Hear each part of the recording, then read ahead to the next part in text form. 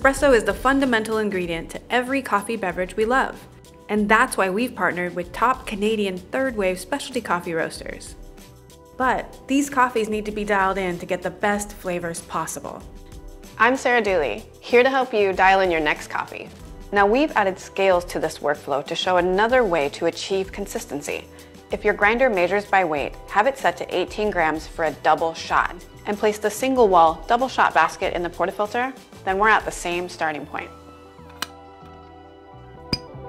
Here's what my bar setup looks like from accessories to placement. Pause here if you need a minute to set yourself up for the brew along. At minimum, grab a dry towel. I'm very excited to show you this dial-in workflow using scales. I have a grind by weight scale here. There's a scale inside, and I also have an external scale here, just in case you don't have that unit. If you don't have any scales at all, it's okay. These two tools will also get you very close to that 18 gram mark.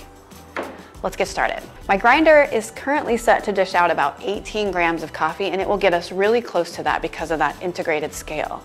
My grind setting is 9C. If your setting is different, or you have a different grinder altogether, don't worry, we're using scales. We're gonna get there together, and I'll show you how to make adjustments a little bit later. Remove the portafilter and dry and wipe it out. I like to start with a super clean portafilter. All right, set it on the scale. Press the tare button to clear out the weight of the portafilter. We only wanna weigh what's going into the basket.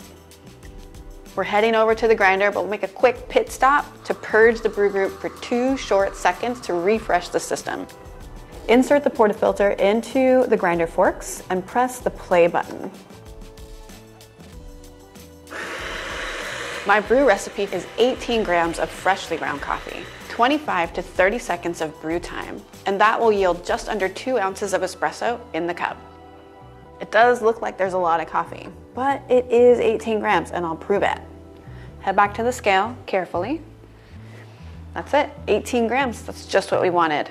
All right, settle the bed as though you would a cake pan. Just move that little mountain into a little mound. The tamper's gonna do the rest for you. Hold the tamper like a doorknob. Align your wrist and elbow in a straight line as best you can with your thumbs facing each other, and press into the bed until the bed stops moving or pushes back at you. That looks really good. Give it one more polished tamp. There's no pressure needed on this last one, just a little twist. We're gonna check our dose. Again, if you don't have scales, I got another way to help you out.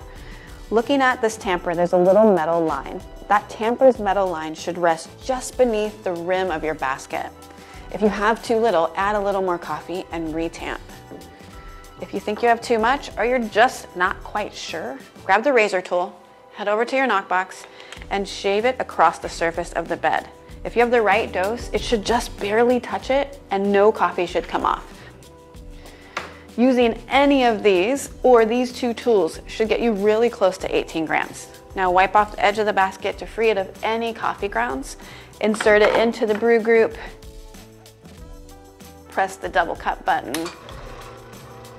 Grab your favorite cup, we're almost there.